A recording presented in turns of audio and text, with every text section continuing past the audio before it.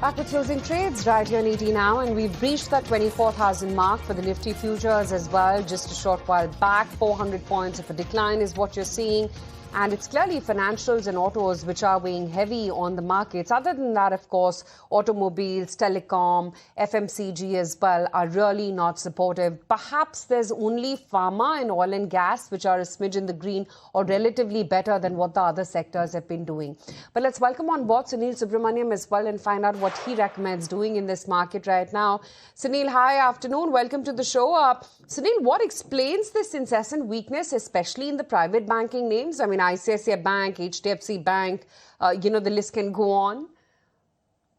It's a combination of three factors, all related to FIIs. So the first is that I think there's passive money flowing out of emerging market ETFs and with India-specific ETFs. So the banks being the largest weight in the index, fund managers don't have a choice in passive funds. So I think there's a 30% drag on that. That's number one. Number two is that the speculative activity, because there's a risk off on India, there's a huge, bank Nifty future they're shorting. I think that contributes again to the bank's thing. The third aspect is that they're also specifically taking stock futures negative. I know this is all technical, but that's what I've got to understand, this is the combination. And you have to layer this with the fact that DIs are booking profits when the FIs are DIs are not buying it because they've already stocked up a lot on the banks over the last 1 year, 1.5 years. I don't think they have an appetite to take on more of the banking which the FIs are selling. So I think this lack of support from DIs and this diverse range, essentially what we are then talking about is that it's sell India on rise for the FIs because the India is the biggest single impact of an oil price in the entire greater world, right? We are the ones who are 85% of oil. So the perception. And what happens is that the fact is that there's a lot of algorithmic trading going on. So when you then, for India-specific factors which are fed into a computer to say this triggers a sell-off, this triggers a stop buy, stop loss, whatever, oil-related matters are a significant part of that. So any sensitivity to that leads to a sell of India. It's a pack. And I think banks are suffering the load. Finally, of course, is that the strong dollar is not helping. The rupee again today is weakened a little bit. Yesterday it strengthened a little bit. Today again it's weakening. So I think that's again makes the short-term trader sell India. And banks, unfortunately, because they're 30-35% of the index, have to bear the brunt of the sell-off. That indeed is the case. But do you at all, Sunil, recommend buying in this current decline or at least nibbling in, or would you say wait it out? I think nibbling in is the right approach. I think that I'm saying that if you have free cash flow in your hands, put 1% every day into the markets. And I would say buy in proportion of your holdings before the geopolitical crisis started. This particular one started, right? You have built up the portfolio with a certain view. I don't think India's view of that has changed. Yes, short-term there'll be impacts on GDP. Short-term oil-related sectors may get more impacted. But I expect that oil is an extremely V-shaped phenomenon, right? It falls sharply, rises sharply, falls sharply, rises sharply. So, the ECG chart of that would make you immediately have a heart attack. So as far as that is concerned, I wouldn't get worried about that oil prices are hiking because when all the dust settles, they'll come back. But I don't want you to then go and take a big bet on oil because it could go much higher. It touched 116, 17. It's come down to 85, now back to 90 plus. So the volatility is just too much for you to play the field there. My recommendation is that whatever you feel is a medium-term portfolio allocation before this whole Iran, Israel, America triumvirate action started, right? I would say the market, when it comes back to its normalcy post this crisis, it'll again build back on what we felt was good for India. So to that extent, I would say don't have to fresh think about it today, but what you had before, start nibbling at it, start buying, and 1% a day will make your free cash flow last 100 days, which is 3 months, which I think is as far as I'm concerned, the outermost that this war will last as an impact. I think the pressure is too much on Mr. Trump with local gas prices, on Israel to bring a conclusion, and on Iran to get back life to some stability. So I see that in a 3-month time frame, the war will get settled one way or the other. So this is a very good way of averaging out your portfolio. And so, just to summarize, I feel you should continue nibbling. Good strategy there, Sunil. But what sectors would you say that one should start with? Well, obviously, it depends on your risk appetite. If you are an aggressive person, I would say actually go and buy the oil-related impact because we know that oil is just sentimental. The Hormuz Strait closure is a huge thing. We can't expect it to continue for too long. This oil-related thing can't continue for too long, right? Like I said, 3 months. So whatever gets hurt by oil is going to bounce back. So if you have the stomach for it, and if you have the stomach for another 10-15% downfall in the prices of whatever you buy, if you have the stomach, keep buying those because they are the ones going to bounce back the strongest. But like I said, in Hindi, jigar chahiye. But if you're not like that, if you're a moderate, well-diversified investor, then stick to the non-export, non-external related factors. So again, banks for me are a good buy at these prices which are falling because I don't see that the Indian economy's downfall is going to be so great because of the geopolitics that banks are suddenly going to see huge losses or whatever. All of this is just that it's a good profit booking. Even for an FII, he's made a lot of money from the whatever they had put in PSU banks and banks. So they're booking profits. So I think something which was valued at a particular level before, I don't see why it shouldn't come back. So if you're moderate, I would say hang around the banking, financial services, and the consumption pack. And if you're aggressive, you can actually go and take calls on the oil impacted sectors. So I leave the choice to the risk appetite of the investor. Makes sense. Well, Brent Nothing already... to be done in a 3-month time frame, please. If you have a 3-month outlook, keep quiet. Go watch the movie. Durandar 2 is releasing in a few days. Have you booked your tickets?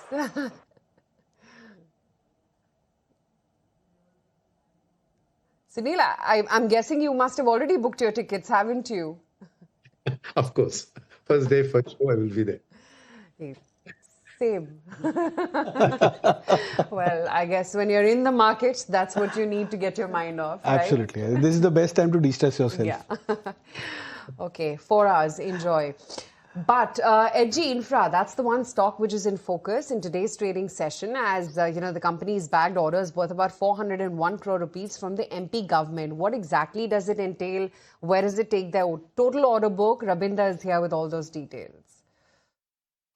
Well, it's on the back of order win, HG Infra Engineering is in focus, where company has received a work order from Annapur Thermal Energy MP Private Limited for the execution of civil works railway infrastructure development for 2 into 800 megawatt thermal power project in the Annapur, Madhya Pradesh. And the scope of the work include earthwork, construction of bridge station buildings, and PVA works for railway infrastructure. And the cost of the total cost of the project is 401 crore and is expected to be completed within 18 months. Remember that earlier company has also received a letter of award for worth of rupees 1582 crore from the National Highway Authority of India, and with these 2 orders secured in Q4 FY26 so far, the company's total order books has increased to 15,607 crore, and according to management, the company expect to secure a 4,000 to 5,000 crore of new order by the end of FY26. Management said this this in the earlier con call of Q3 FY26, and with this the 2 recent order win, the new order inflow have already reached to 5,283 crore, and for FY26 the management has guided for the order inflow of between 10,000 to 12,000 crore. So back of this order wing, stock is in focus, and the stock is up more than 16 to 17%. Right, that's HG Infra, and the stock, of course, is mighty excited. There are some of the other stories as well. I mean, consumer goods, for instance, we were just talking about with Kunal. They're holding up well. In fact, look at a Blue Star. It surged up about 3%. You've got a Voltas, etc. as well, which have been looking very good. Symphony is the other one, which has been holding out well. And this is not restricted to today's move. In the last 15 days itself, these are stocks which have been propping up. Sunil, any of those... weather-related themes that you would be betting on? Anything from FMCG or, for that matter, white goods? No. Yes, of course. Like I mentioned, no, consumption is a fact that we should be backing here. And because, you see, remember, when all the dust about the thing settles, the consumption sector, barring auto, has not felt the full relief of the GST yet in its numbers or in the market appreciations. So I think consumption is still the story to play. The GST cut is real. There's no sentiment involved in it. And I think that it'll start playing from consumer durables, cooling related durables in the summer through to all the rest of the festive season starting. We'll see the non-auto pack of it really starting to benefit. And I think so domestic growth numbers from there will be pretty strong, right? Just keep in mind that their immediate margins might get affected because of the oil ring. Some of them do have crude related derivatives in the manufacture. So just from a short-term EPS margin, they might not be up to expectation, but that's okay. The sales numbers, because they're highly operating leverage companies, the top line growth will be easily, much more beneficial from an EPS growth perspective. So yes, for me, bet on the full consumption pack, I would say at this stage. Interesting. Well, Keynes, that's the one stock which is also in focus after the central government reworked its pandemic era FDI curbs. We spoke with Ramesh Kunnikana and the executive VC at Keynes, who welcomed this move as it benefits Indian EMS sector. Let's hear out an excerpt from our chat with him. This is something which we were all looking for a long time. We should welcome Government of India's decision. This will help higher technologies to come into India faster. If we have to start from the beginning, then it takes a long time for us to implement. So that way, this will definitely help us.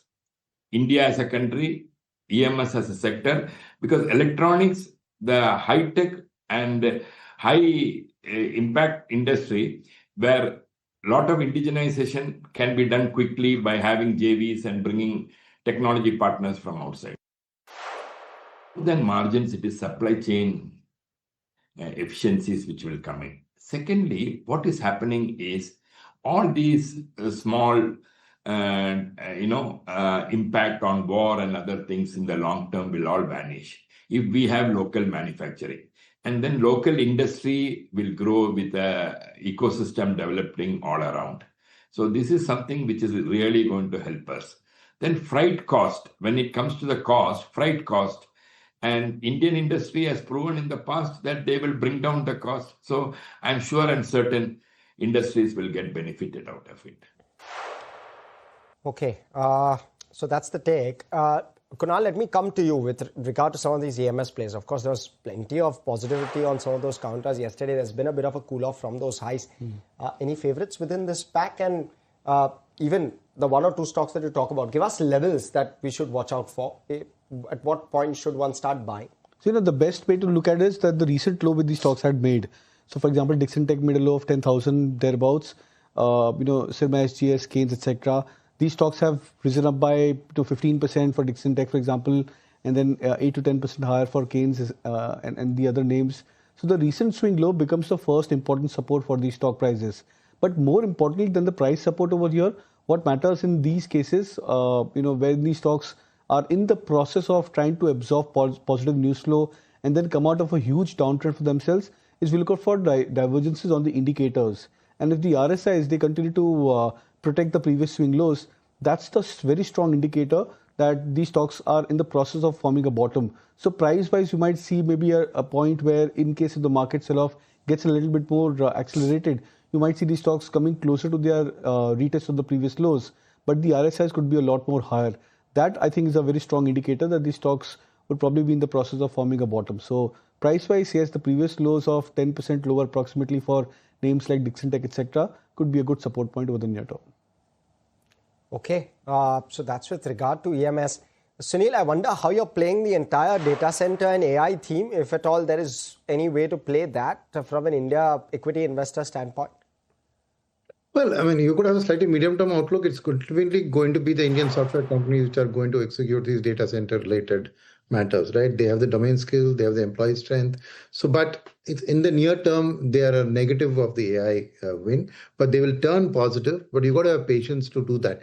Other than that, the only other way to play the data center is a real estate pack, because there's going to be huge demand for corporate real estate. So that's one way to place. It's not directly AI related, but the spin-off benefit of that will come through that. So other than that, I don't think that a lot of these data centers are going to be a listed place in the Indian stock market. So it's just going to be an overall spillover impact there. So for me, like I said, IT with a medium-term approach and real estate. Right, just monitoring what the US futures have been up to. We are right now 150 points lower for the Dow futures and marginally lower for both the S&P as well as the Nasdaq futures as well. Europe, of course, is cracking quite hard. You're headed in for a 400-point decline for the DAX. The FTSE is down about almost 100 points. The CAC is down about 1%. Stock 600 down 1% and a 1% decline coming in for the FTSE MIB as well. So that's where you're seeing that pressure. And, you know, we as well are getting leapt in that same vein. Bajaj Finance, that's of course been a key drag today along with Shriram, which are both down about 5%. Even Dixon has cracked about almost 4%. KEI has been, weak off late, another 4% down for this stock too. And then TVS Motors, which has also slid about 4.5%. Colgate, you typically don't see such sharp moves on a name like Colgate. That's down about nearly 7% as well as we speak right now. But again, Kunal, within autos, how much more of a decline do you suspect or foresee? And when is it that you start buying the decline in autos? This is more of jitteriness from the market. It's not that the crude oil prices are back to 120. Capital protection, basically. Capital protection. This is more of fear which is there in the markets, which is creeping in that maybe crude oil prices could spike one more time. Maybe there could be a chance where these auto stocks probably will see maybe a sentiment as well as a price damage for themselves. So I think the markets are trying to prepare for that. Maybe that's one of the reasons why such a kind of a bounce back which you'd seen yesterday has been immediately negated for many of these auto stocks and many of these other larger cap names. That's the only reason which I think one could probably attribute. But again, I think these are conjectures because, to try and put this into an established view that the crude oil prices will come back towards 120 mark, that only time will tell, maybe over the next couple of days. But it looks like that the markets have still not found its feet in terms of trying to subside with this volatility. The India VIX was 24 2 days back. We were at 18.5 odd levels yesterday. Today we are back to almost 21 plus mark. So this 3.5 point jump in the India VIX at a range of 20 is not letting the markets settle very, very easily. Okay, that's the fear factor playing out in the markets. But air travel, that's also set to get costlier. Air India is now introducing a fuel surcharge across domestic and international routes, citing a sharp rise in aviation turbine fuel or ATF prices because of the Iran war. In fact, the airline will now roll out the increase in 3 phases starting March 12th. The concern is that other airlines may also be following suit. Anurag Joshi is here with the ground report. Air India airfares are set to get costlier from March 12. Air India has announced an expansion of the fuel surcharge on its domestic and international routes. The implementation of the fuel surcharge increase will happen over 3 phases. And for domestic routes, the increase will be 399 rupees, while for international routes, the increase in Air India's fuel surcharge will range from $10 to $50. Air India says that the move is necessitated due to as a fallout of the West Asia conflict and also a rise in the aviation turbine fuel, which the airline says accounts for 40% of any airline's operating costs. The new fuel surcharge increase will also apply to Air India's subsidiary Air India Express flights. Okay, Sunil, let me come to you with regard to Interglobe Aviation in particular. What's the view there? I mean, we've seen a significant decline from the highs. Give us a sense of where you sit at in terms of a view. I just spoke about it from the airline perspective. If you're an aggressive risk taker, I think it's worth doing it because both those impacts which are seen on the airline sector, which is the fuel price rise as well as the ban on the air travels, are short-term phenomenon. And Air India, with the launching the surcharge, means that Indigo and other airlines will follow suit. So they are protecting their bottom line. This is not good news from the flyers in the country, but it's good news for the companies, right? So I would say that they are doing well to defend themselves by at least partially doing this. So to me, like I said, it comes from, if you're an aggressive bet taker, then I would say from a medium term, all this correction has been good because this is an extremely panic reaction to a very, very deep geopolitical event, but which won't last forever. So I think that one has to buy expecting the normalcy. The $1 million question is, when will the normalcy arise? So if you have a time limit in mind, 3 months, 6 months, don't touch it. But if you're in there for the medium term, then these prices are probably very good bargains for you to buy it. Interesting. Okay, that's the play. Kunal, Interglobe Aviation, If not at 4350, at what level? And if at 4350, what levels do you look for from here? See, I think this is an event-based move which is happening for InterGlobe Aviation, and I think you have to try and, at some point of time, the opportunity will be very, very strong for these stocks to try and come back into a value territory. You know, you've seen almost, I think, 3 negatives playing out for InterGlobe Aviation in the last 2 or 3 months, starting from the month of December when the stock was almost at 6,000 levels. Now, from 6,000, the stock has corrected towards 4,000 mark. The knee-jerk impact, which I think the more recent one, is because of the spike in crude oil prices and the expected, price, increase over there. So my sense is that maybe you might see maybe a 100 point or a 150 point or a further cool off into the stock price. But closer to that 4,000, 4,200 range, I think is a very strong range where one could look to buy InterGlobe Aviation. It's not that the stock may not fall lower, but there comes a point where the price, the risk reward is starts to be a lot more attractive. I would believe that level could be at 4,000, 4,200 for Indigo.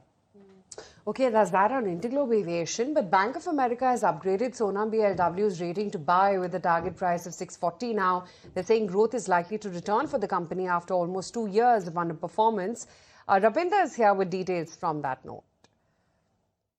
Well, as on the back of positive brokerage note, Sona BLW is in focus, where BofA, Bank of America, has come out with a note on Sona BLW, and they have upgraded the stock to buy from neutral rating and hike target price to rupees 640 as compared to earlier target price of rupees 600. The brokerage expect the company to deliver approximately 20% revenue CAGR and 23% EPS CAGR over the next 2 years, with growth likely to rebound after a tough period of FY25 to 26. And they say that the key growth drivers include the traction motors business, which is expected to double over the next 2 years, which is supported by the company's technology edge in light rare earth motors and the customer wins. And the driveline business is also expected to return the growth with an approximately 12% revenue CAGR after the witnessing of weak growth over the past 2 years. And in addition, the railway segment is also emerging as a new growth driver for the Sona BLW, and the railway business could contribute to approximately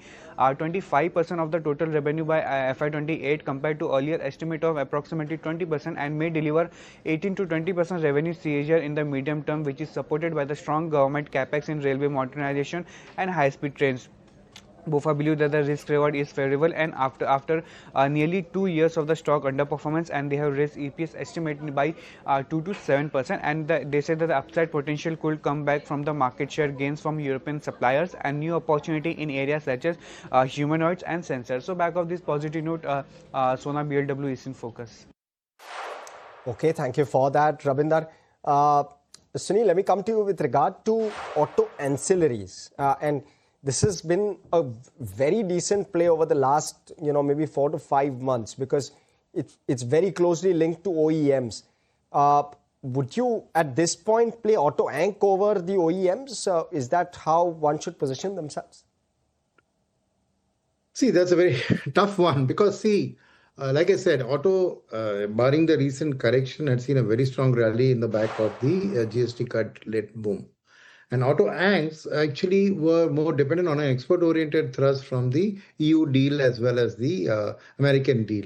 Now, the American deal is effectively on pause, and we'll have to wait and see how that pans out. So from that point of view, I think that I would at this point of time have wait and watch on both auto OEMs and auto anchs. Okay. Kunal, M&M in particular, do you have a view on that one? Because we've seen how the stock has moved all through this week. I'm trying to understand whether there are any fresh bases that have been created and whether there are enough support levels there to kind of trade this one.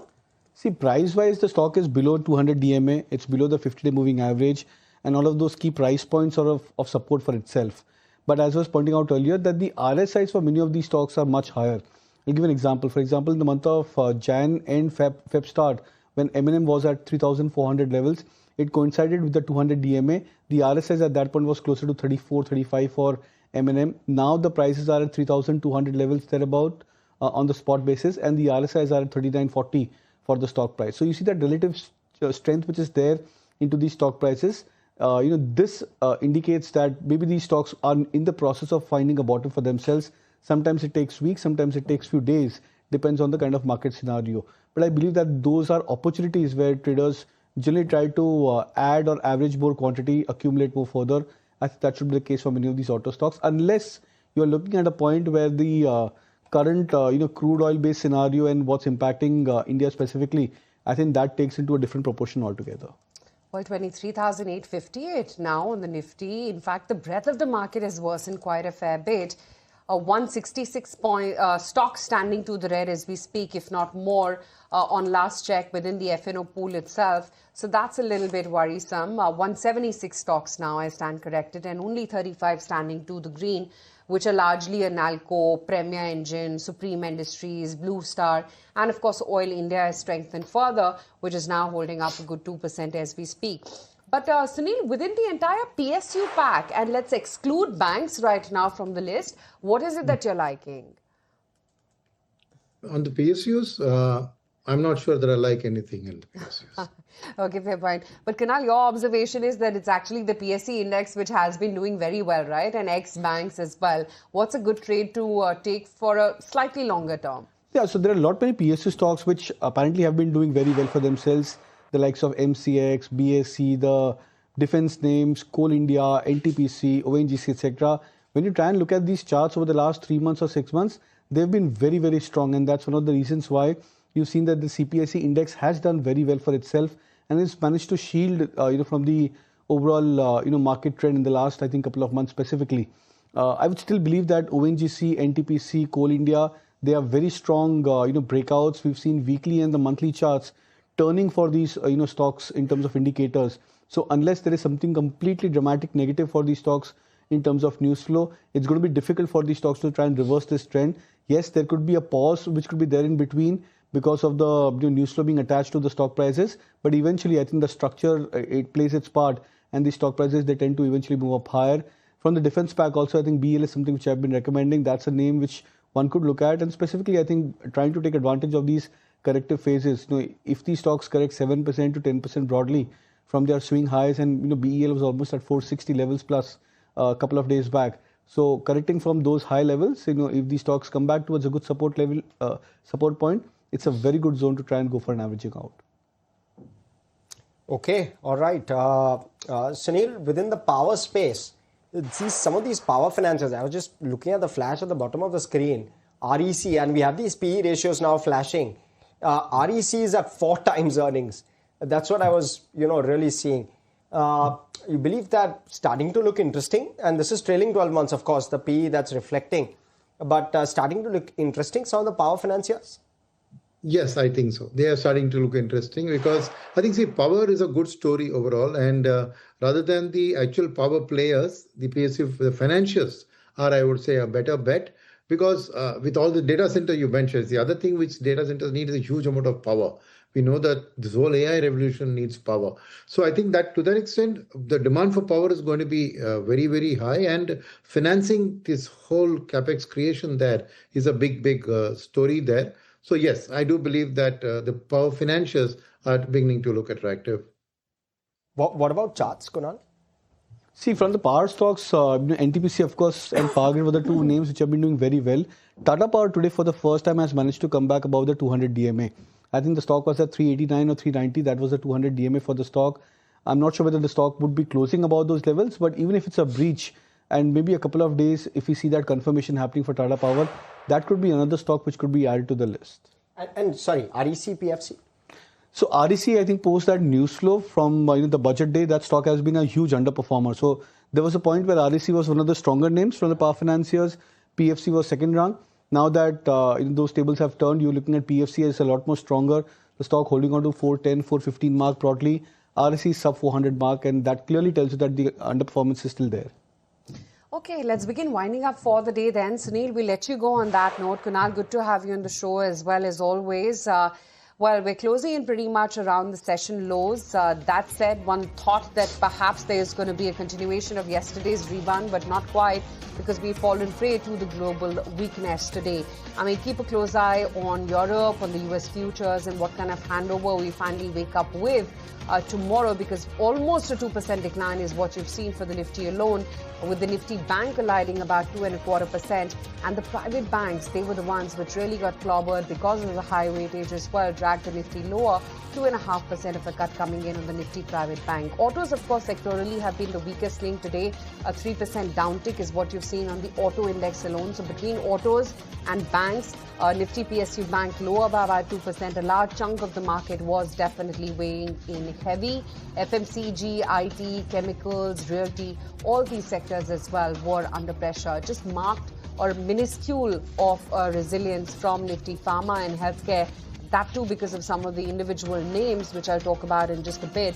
But look at a Bajaj Finance, that's going home with an over 5.5% downtick on its futures. Axis with a 5% decline. Bajaj Finserv down 4%. Eicher Motors down 4%.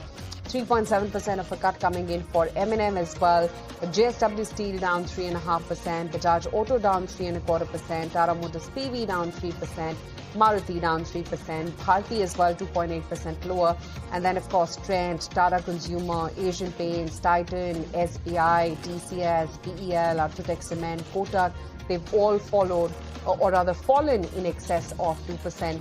It was an equally weak day even for the Reliance Industries and HDFC Bank, and between those two names, a large weightage of the index, of course, also drags down. Reliance goes home with a 1.8% cut, and HDFC Bank as well fell by about 1.9% or so. Colgate, a rank underperformer from within the broader market, 7.5% of a cut. KEI was down about 5%. TVS Motors slackened by about almost 5%.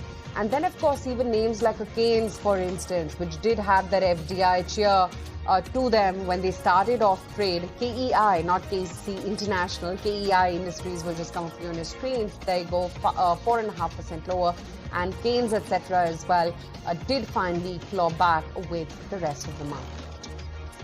Yeah. Otherwise, a tough day overall. In terms of the breadth, it worsened significantly as the day went by. And we saw an advance decline, which was 3:1 in favor of the advances at the start of the day. That has sharply turned. 2:3 in favor of the declines is how this has played out. So very, very strong tilt. Even though sectors have moved quite sharply, the Nifty IT has moved lower fairly sharply. It was in the green at the start of the day, has closed 1.25% lower. But with that, completely out of time on this edition of Closing Trades from Aisha, myself, everyone who puts this show together. Thanks so much for watching.